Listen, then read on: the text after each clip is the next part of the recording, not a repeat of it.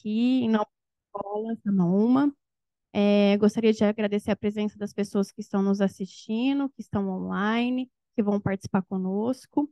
E hoje a gente está aqui para dar sequência numa série de palestras que vem acontecendo aqui na escola, né? Nós já tivemos outras duas palestras e hoje a gente vai receber a nossa querida Luísa Lamirão, que é formada em Pedagogia pela USP, é responsável pelo Centro de Formação de Professores Waldorf de São Paulo e dedicou-se a práticas da sala de aula e a formação de professores e educadores. É escritora de alguns livros, entre eles Criança Brincando Quem Educa. Hoje ela vai falar um pouquinho para nós sobre a pedagogia Waldorf e também a gente tem a honra de saber que a Luísa é aqui, nascida aqui no interior do estado de São Paulo, nossa quase conterrânea aqui de São José do Rio Preto, e em nome da escola a gente gostaria de agradecer toda essa dedicação que vocês têm feito e mais uma vez está aqui conosco para essa palestra. Bom, muito obrigada. Boa noite. Essas meninas todas que estão aqui já é um incentivo. Eu também sei que tem gente me ouvindo online e nós vamos tratar um assunto que vocês já conhecem. Eu vou tentar atualizar ao máximo o que a pedagogia Waldorf tem a propor no nosso mundo, na atualidade. Em primeiro lugar, temos que voltar às origens e lembrar que tudo que é original veio da origem. Poder ver que a própria palavra original deriva de origem, já para mim me dá assim um espanto. E originalidade é aquilo que torna algo arte, não é verdade? É uma maneira original de fazer um processo virou arte. E, na verdade, a pedagogia Waldorf quer ser uma arte de educar. E, na origem, a gente já sabe disso, tudo que é proposto na pedagogia é uma leitura da criança. Como vive a criança no tempo do maternal? Como vive a criança no tempo do jardim de infância? Como vive a criança no tempo do ensino fundamental? E como o jovem vive no tempo do ensino médio? A Escola Samaúma está dando passos na direção de ampliar o seu ensino fundamental, porém, a pedagogia Waldorf nasceu já com essa intenção de chegar até o ser humano ter mais de 18 anos. E isso nos mostra que tem estágios de desenvolvimento muito diferenciados e que não dá para achar que a pedagogia Waldorf vai ser idêntica em cada um desses estágios de desenvolvimento.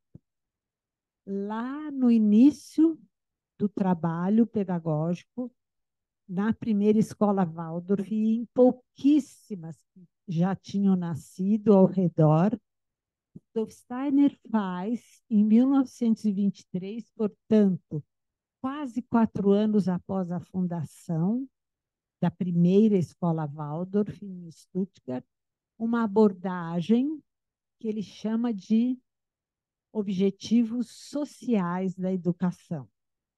Objetivos sociais, gente, nos remete a de que maneira... Ai, bem-vinda. Tudo bem? Boa noite. Imagina, bem-vinda. E bem-vindo também um rapaz. É ótimo. Muito bem. Vamos voltar para eles o que a gente vem falando? Poucas coisas foram, muito poucas. Olá, boa noite. Quem pode dizer? Vocês nem vão aparecer no microfone.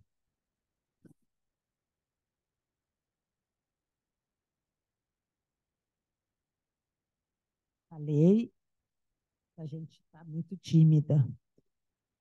eu falei que a gente vai voltar à origem da pedagogia Waldorf, apesar que eu vou tentar atualizar o tema central com aquilo que crianças, adolescentes e jovens mostram no momento presente.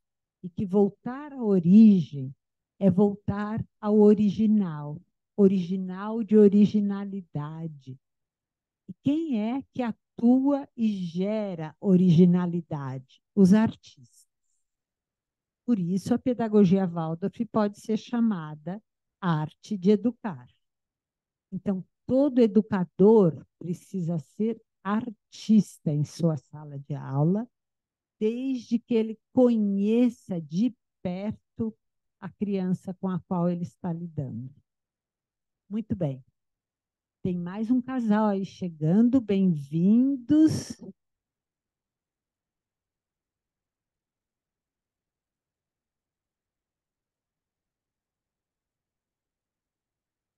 Muito bem. Então, e depois eu comecei dizendo que, eu continuei dizendo que Rudolf Steiner, em 1923, fez uma palestra, portanto, quase 4 anos após a fundação da primeira escola em Stuttgart, fez uma palestra dizendo os objetivos sociais da educação. Se a gente pensa em educação, sempre é um ato social. Não existe educação sem a relação recíproca entre seres humanos, mesmo se for uma educação caseira, né? Porque tem que ter uma interlocução entre pelo menos dois seres humanos. É muito impactante que o âmbito social que Rudolf Steiner falou lá em 1923, portanto fez um século agora, foi tão atual que a gente pode encontrar naqueles objetivos sociais respostas às questões de hoje. Então, ele fala desses objetivos sociais a partir de sentimentos que o educador fará, possibilitará que a criança desenvolva em cada um dos períodos de vida. O primeiro período de vida, que é do nascimento até aproximadamente aos 7 anos, a criança está entregue à sua natureza corpórea. A sua natureza corpórea, que ocupa um lugar no espaço e que tem janelas para olhar o mundo afora. Essas janelas são aquilo que chamamos de órgãos do sentido. E a criança, na verdade, se apropria dessa casa, que é o próprio corpo, e conhece o mundo por essas janelas do próprio corpo. Se a gente pensa qual é o mundo próximo da criança nessa faixa etária, é a natureza, concorda? É a sua família como núcleo de cuidado, depois os educadores das crianças bem pequenas, que tentam criar na escola um ambiente familiar, e a natureza. O que nós vivemos na relação com a natureza hoje? Vivemos o desafio do descuido humano com a natureza, que gerou todas as consequências que nos assolam, inclusive esse calorão. Claro que em São José do Rio Preto sempre fez calor, mas foi dessa natureza? Parece que não, né? Eu também nasci aqui perto, não me parecia que era tão intenso assim. Então, e a proposta do Steiner é que neste período em que a criança mais cresce, que é do nascimento até os 7 anos, que cresça junto com ela a gratidão pelo mundo. Gratidão pelo mundo, gente, só é possível se eu estabeleço uma relação de companheirismo, de empatia com a natureza, concordam? Então, esse primeiro objetivo da educação que é aquilo que perpassa todos os primeiros 7 anos de vida, diz respeito a gerar a gratidão por tudo que nos cerca. É possível nos dias de hoje, da maneira como a gente vem lidando com a natureza? Deste ponto de vista, a gente percebe que, mesmo falando um século atrás, ele está falando de algo que foi se acirrando pelo descuido humano. Hoje se fala de ecologia como de uma coisa mais do que habitual, mas a ecologia e a dificuldade com aquilo que o ser humano foi gerando é uma coisa de pelo menos 50 anos atrás, percebem? É que agora a gente ou acorda para isso, mas é uma coisa que não é atualíssima, mas não foi reconhecida recentemente, reconhecida mais antigamente. E se a gente pensa em ecologia, a gente também pode pensar numa ecologia da natureza, numa ecologia social e numa ecologia individual. Estranho essa, né? A social fica bem patente com todas as questões sociais que a gente vive hoje também. Não só entre grandes partidos políticos, mas entre pequenos grupos no ambiente de trabalho, na própria família. Isso pode gerar essa polarização de incompreensão por opiniões que não são de verdade ouvidas. E a ecologia individual seria como eu faço um caminho de ser comigo mesmo cada vez mais humano. Então, esse é um caminho que cada ser humano pode fazer consigo mesmo, não dá para alguém fazer por ele, por isso chamo de individual. E essa é uma questão que atualmente virou muito grave para a juventude. Não sei se vocês já ouviram dizer dos jovens do quarto, jovens que não saem do seu próprio quarto e passam lá a vida sozinhos, tendo notícia pelas mídias de qualquer situação e nunca uma vivência direta. É possível fazer ecologia individual se isolando dessa maneira? Eu não preciso de me isolar no espaço para estar comigo mesma. Eu posso estar comigo mesma e fazer um trabalho comigo mesma, independente de estar reclusa num espaço que ninguém tem acesso. Muito bem, mas o que o Steiner preconiza não é apenas a gratidão para os primeiros 7 anos, para o período do meio de 7 anos, que é dos 7 aos 14, que a gente costuma chamar de segundo setênio, ele fala de fazer crescer o interesse pelo mundo antes que surja o interesse sexual. Esse interesse pelo mundo, ele chama de amor pelo mundo. Falar de amor, muita gente já falou, né? Parece que não resolveu. Então, fui eu que fui atrás de qual seria a raiz mais potente do amor e cheguei ao interesse. E a partir daí eu encontrei falas de Rudolf Steiner sobre o interesse que dizem respeito a coisas incríveis.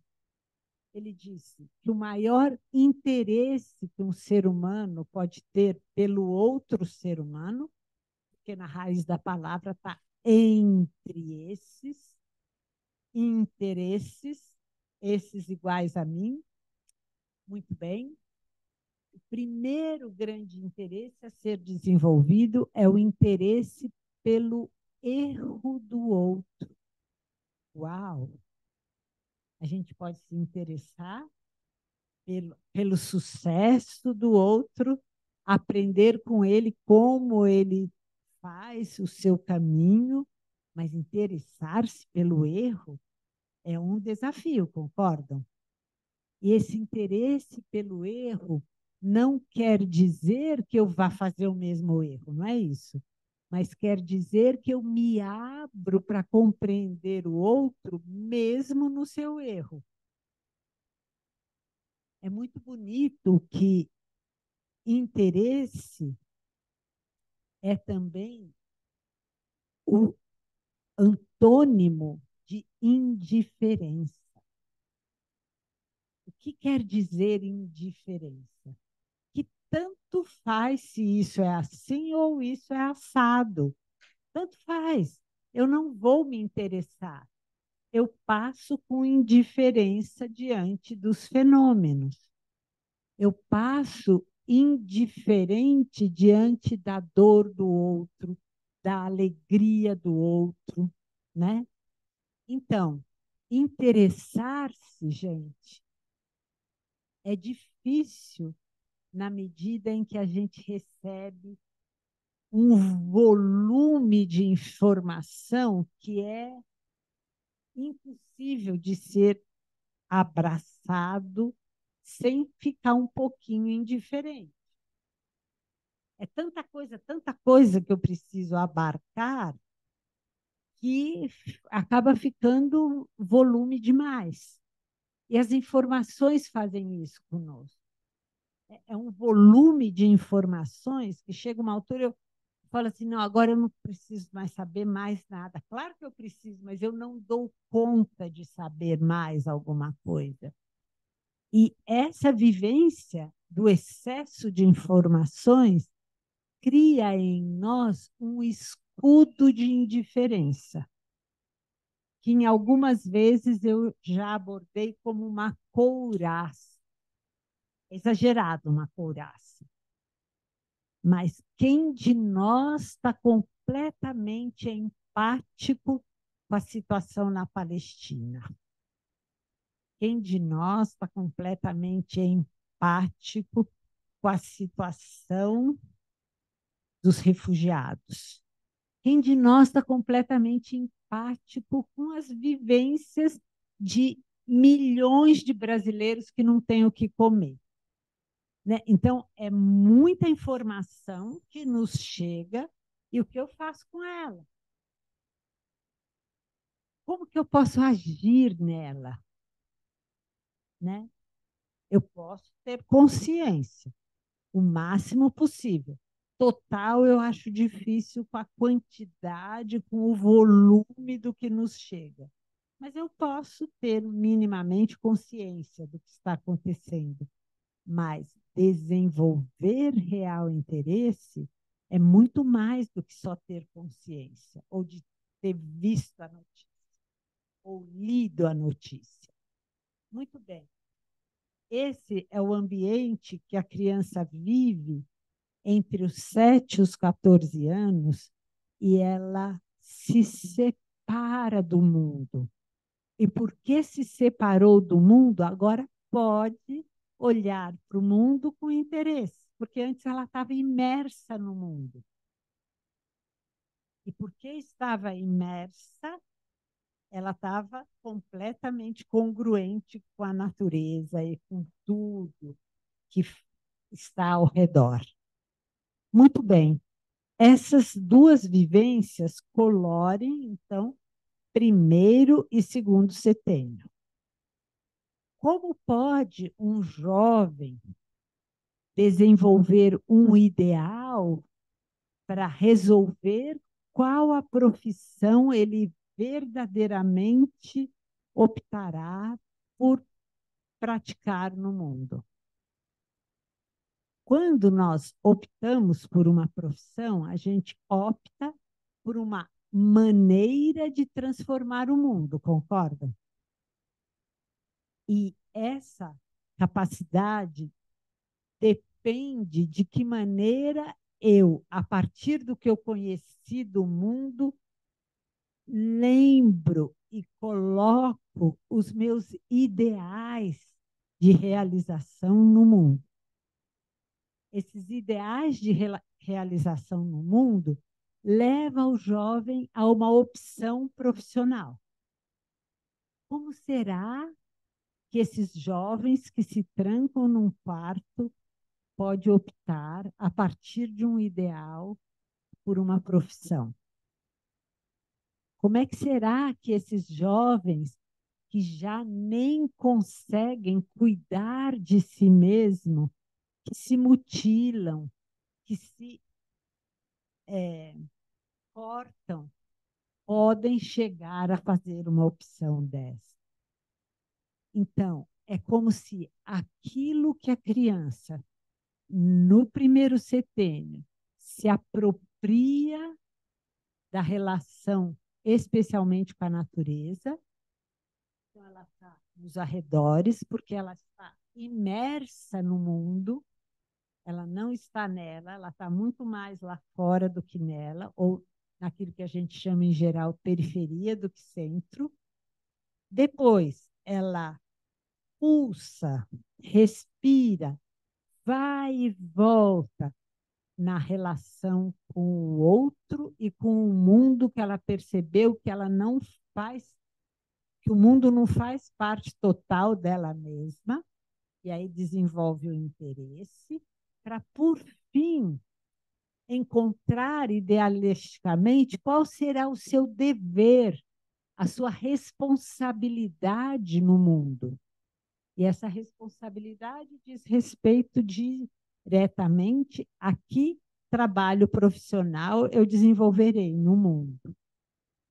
E essa opção pelo trabalho profissional, na verdade, se torna cada vez mais desafiadora e cada vez menos palpáveis, porque as profissões que eram concretas foram sendo substituídas pela máquina, né? A primeira revolução industrial, que foi a mecanização, com os automóveis, com o trem elétrico, com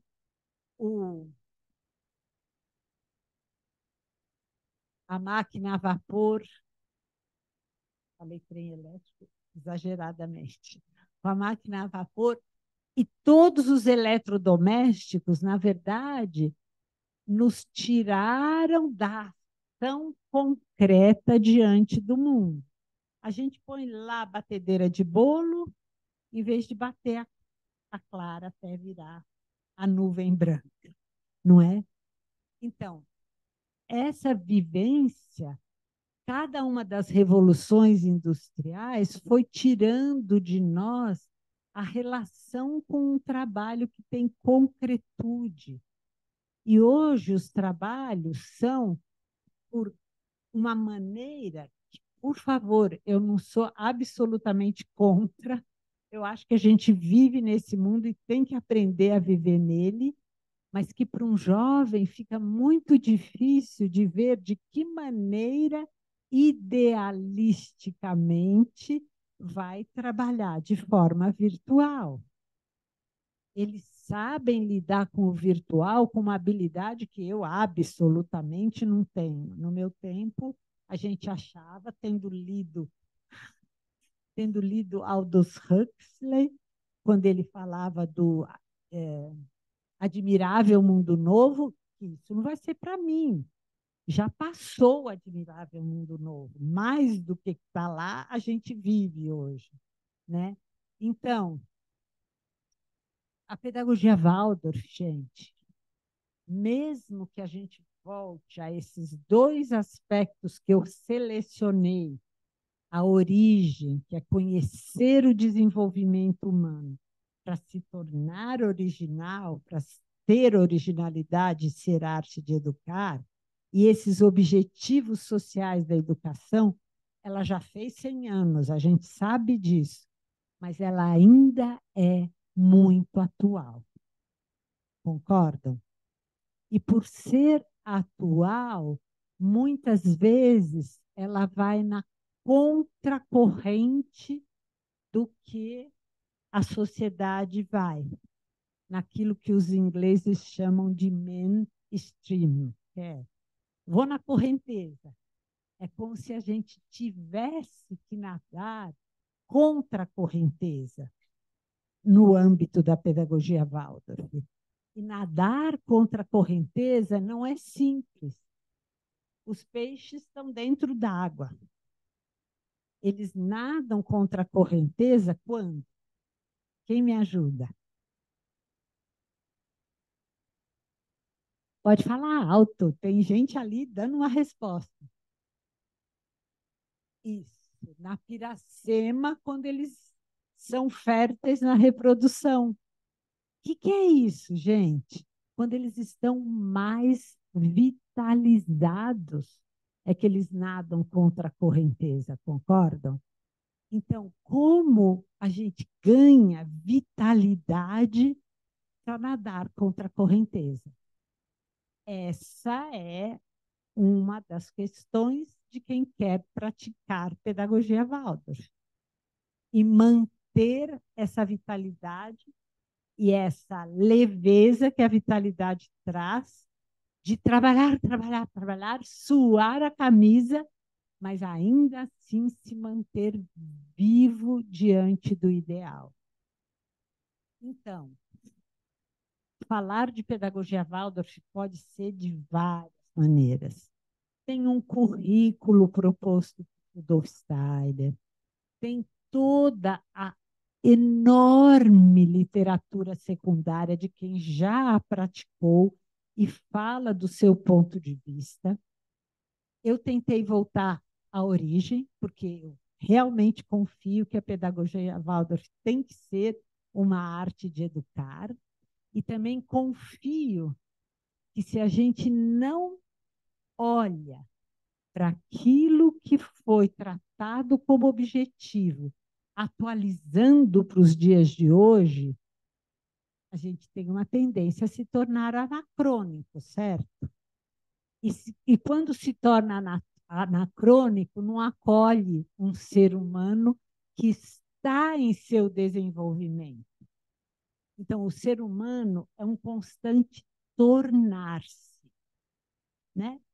Uma criancinha recém-nascida, ela se torna uma criança de 7 anos. Se torna por várias conquistas que ela faz.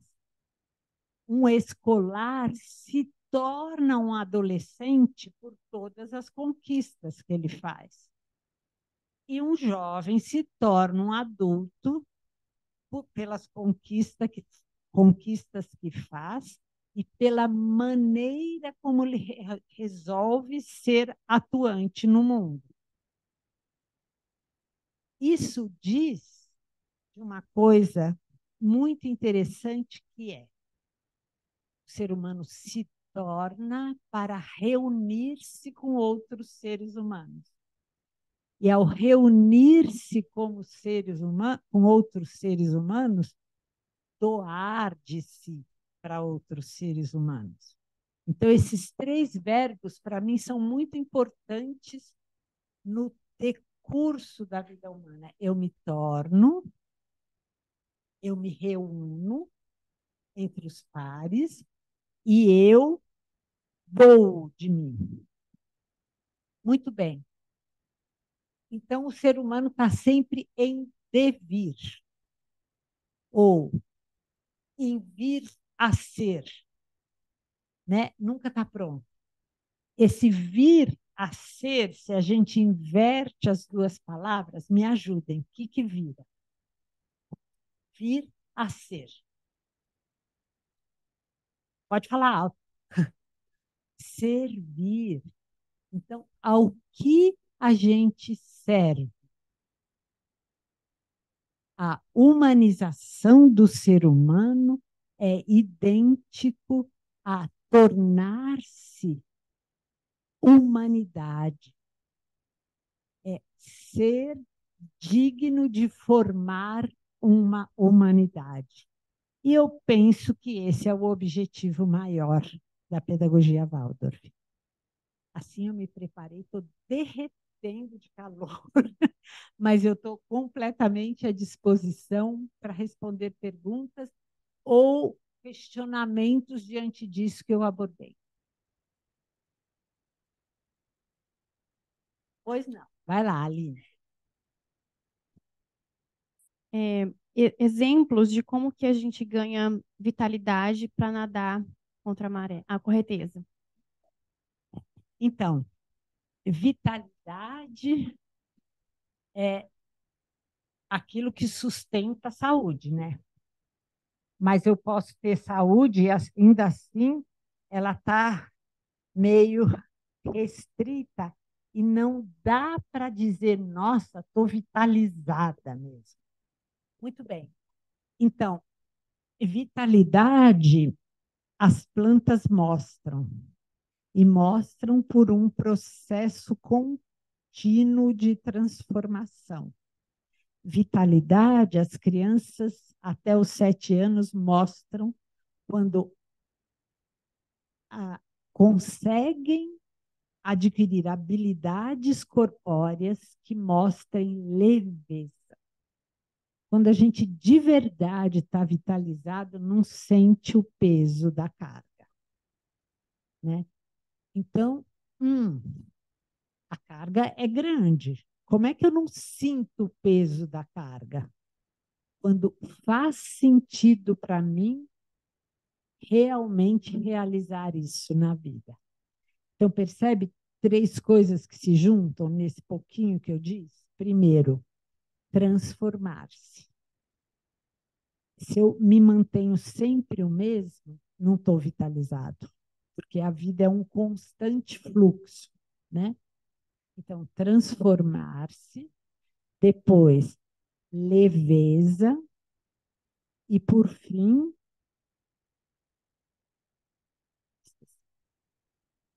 terceiro aspecto, que eu mesma falei, desculpa.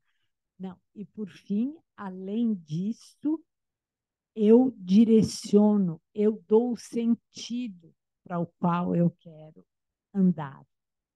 E dar sentido, gente, é identificar qual seria para mim a atividade que me leva a trabalhar idealisticamente. Pronto. E pode ser uma coisa muito simples, Aline. Não precisa ser, então eu vou virar aquele que sai pelo mundo pregando que tem que ser assim. Não tem nada a ver. Tem a ver de que maneira eu realizo, de que maneira eu me coloco a serviço, né? Por isso, nós estamos em constante vir a ser para nos colocarmos a serviço. Melhorou um pouquinho? Tá bom. Mais alguém?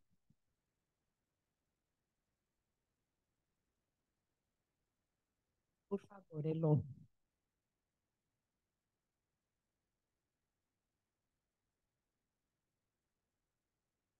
Vai, tá.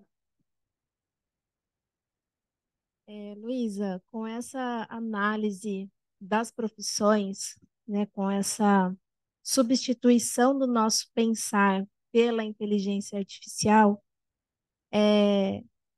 o, que, o cenário que está se mostrando é um anular do pensamento humano, né, porque alguém, né, a máquina está pensando por mim. Eu queria que você fizesse uma análise disso, né? Esse anular do pensamento humano, o que, que ele interfere na nossa ação no mundo? Então, eu levei um susto a primeira vez que uma pessoa abriu o LGBT, fez lá uma pergunta, o chat.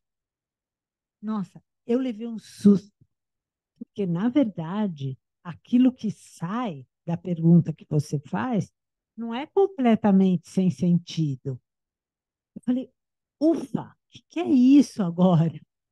Né? Então, para quem entende, eu não entendo de computação para tornar isso viável completamente, mas para quem entende, é levar ao extremo um banco de dados, né?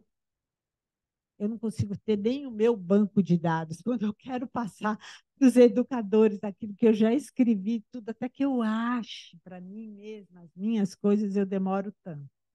Mas isso faz aquilo que a gente pode chamar de relação entre partes, que na verdade o nosso pensar também faz, mas faz com um banco de dados imenso. O que arruina na nossa vontade se eu não faço o meu próprio pensar? Eu não consigo tornar as minhas ideias ideais. E aí, o que eu vou realizar se eu não tenho o meu próprio ideal, a minha própria proposta de vida? Isso amedronta os jovens. É muito grave. Eu tenho ouvido situações com jovens e já começou em plena pandemia, onde isso ainda não era tão divulgado como agora, que jovens dentro de escolas Waldorf no ensino médio ficavam tão deprimidos que não queriam conversar entre si. E era um grupo formado desde 7 anos de idade. Imagina para outros que não têm esse vínculo, sabe? Então, é muito delicado isso. Eu acho que é preciso acompanhar de perto e não deixar de se vincular individualmente com aquilo que me diz respeito como ideal de vida, porque senão a gente abre mão. E quando eu abro mão, eu não tenho o que dizer para os jovens, certo? É o que eu posso mover um pouquinho nessa direção. Mais alguém? Por favor. Só pegando um comentário em cima disso, eu trabalho na área de tecnologia e tenho acompanhado bastante.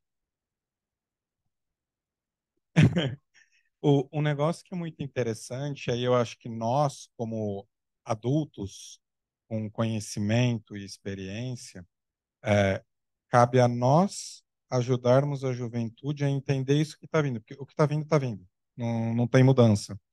Só que, exato, só que até um exemplo que eu vi numa palestra que eu participei, o palestrante falava assim: um jovem não sabe a diferença de um teto para uma abóbada.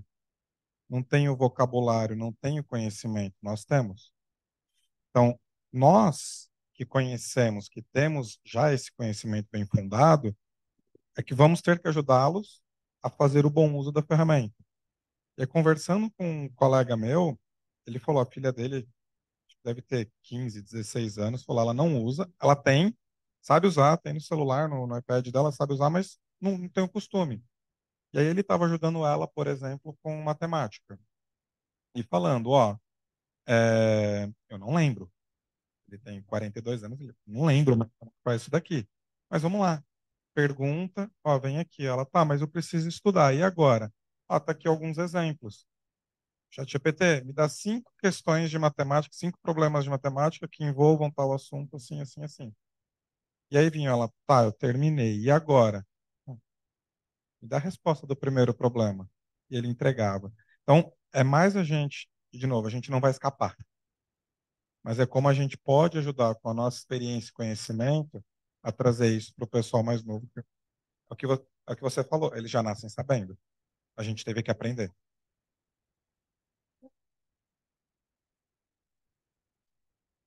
Na verdade, eu tenho um filho que trabalha, o meu filho mais velho trabalha com a tecnologia de ponta atualmente. E ele me fala coisas que eu fico pensando. E não fiquem achando que eu acho que ele chegou aí facilmente. Ele foi um péssimo aluno. Ele terminou a faculdade de engenharia porque a mãe, professora, ficou lá manivelando até que ele terminasse. Não foi simples. A escolaridade dele não foi nada simples. Até que ele resolveu. Engenharia mecânica no Brasil não tem criatividade. Ele foi em 2 feiras de mecânica, uma nos Estados Unidos, outra na Inglaterra. Voltou para o Brasil, pediu demissão do trabalho que ele fazia, deu 1 mês de aviso prévio e se mandou para a Inglaterra sem ter trabalho, mas com a certeza que era aquilo que ele queria fazer, no sentido que ele ia poder ser criativo. E em 10 dias ele estava empregado numa pequena fábrica de automóvel esporte, e com esse empenho e com essa vontade de realizar a criatividade, ele construiu 3 projetos de carro que viraram um sucesso.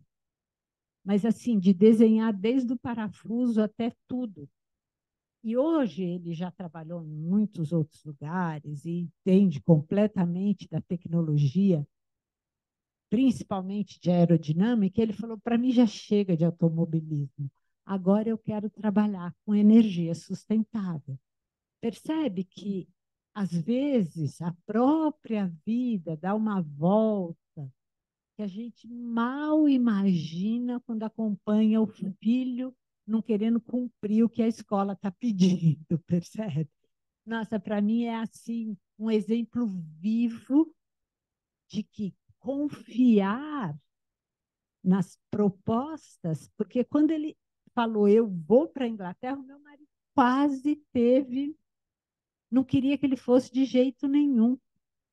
E as conversas começaram a ficar acirradas, até que um dia ele olhou bem para o pai e disse assim: pai, eu vou para a Inglaterra. Se eu não arrumar um trabalho como engenheiro mecânico, eu sei ser mecânico e eu viverei com o que eu ganhar como mecânico. Depois que ele falou isso, não tinha mais argumentos, né? Então ele foi e se empenhou, mas para mim isso me leva a uma reflexão assim, que a gente não pode contar somente com a escolarização. Por que não, gente? Porque a escola sempre dá uma coisa que já foi. Escola é isso, né? Então, se eu não consigo, enquanto acompanhando os jovens, olhar para o futuro junto com eles, na verdade, eu estou impedindo que eles realmente trabalhem em algo original, algo que leve em consideração a criatividade humana. Não precisa ser artista plástico, músico ou dançarino para ser criativo, né? Pegando um gancho nisso, então, que a senhora está falando, como que a gente, com as crianças de segundo setênio, consegue trazer mais essa experiência para eles, né? Exemplos de como a gente pode fazer com que eles despertem esse interesse pelo mundo para que eles possam explorar essa criatividade, tudo isso lá no futuro, né? Então, na verdade, tem um comecinho de segundo setênio que ainda vem o eco do primeiro. Então, esses 2 primeiros anos escolares e um tanto do terceiro, eles ainda imitam com quem eles convivem. A partir, especialmente do 4º ano, tem uma ruptura nesse processo de imitação e tem uma vontade de compreender como é que é esse mundo que agora eu definitivamente me separei. E aí o bonito é que o currículo Waldorf começa mostrando primeiro como é que eu me relaciono com os animais, que é o mais próximo da criança. Depois com os vegetais, depois com os minerais e volta lá para a astronomia. Então, existe uma maneira de descrever o mundo chamando a atenção para observação, porque observar é também um ato de servir, né? Eu me torno servo do fenômeno e eu facilito que a criança, observando, acabe aprendendo mais do que eu posso ensinar, né? Então, esse é o processo básico do segundo setênio. Depois de passado aqueles momentos iniciais que ainda tem um eco do primeiro setênio com a imitação. Tá bom? E é muito bonito porque as crianças, por exemplo, eu tenho um exemplo bem especial com os meus alunos, quando eu fui professora de classe. No 5º ano, a gente dá botânica, então fala das plantas, e eu fiz com os pais da classe encadernações de papéis de múltiplas cores, e eles deram para os seus filhos, e esse caderno virou o diário de observação de uma planta que eles escolheram. E as 2 crianças da minha classe, que eram as mais fleumáticas, aquelas que parecia que estavam dormindo, fizeram isso com uma maestria, Aline, que para mim me comove. A menina escolheu observar o pé de laranja que tinha no quintal da casa dela, começou com a flor da laranjeira, até a laranja aparecer, amadurecer, ela consumir, pegar a semente e plantar outro pé de laranjeira, anotando e desenhando tudo no tal caderno. Imagina isso para uma pré-adolescente de 11 anos. O que pode significar isso? E o menino observou, tinha no quintal um pé de urucum, porque eu pedi para eles que especialmente não pegassem plantinhas de vaso, porque aí você acompanha muito pouco, e se é de estufa, vai morrer antes da hora, enfim. E ele acompanhou um pé de urucum, e começou na flor, que é uma flor lilás, meia rosa, maravilhosa, até que o urucum amadureceu, abriu e mostrou aquelas sementes vermelhas. Ele tirou o pó, ele tingiu com aquele pó e plantou o novo pé de urucum. O menino mais fleumático da classe. Por que eu faço questão de dizer que eram os fleumáticos? Porque existe um estereótipo em relação ao fleumático, que o fleumático é aquele que faz pouco, que o fleumático é o comilão. Gente, isso é estereótipo. O fleumático, por ter um bem-estar próprio, é o melhor observador. Então, é muito bonito também poder lidar diferente com os diferentes temperamentos no segundo setênio. Certo?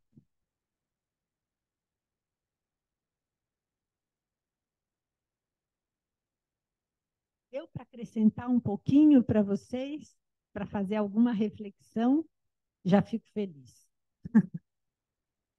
Mais alguém tem pergunta? Não? Então, eu desejo um lugar fresco para vocês. Daqui a pouco, entrem num lugar fresco. Certo?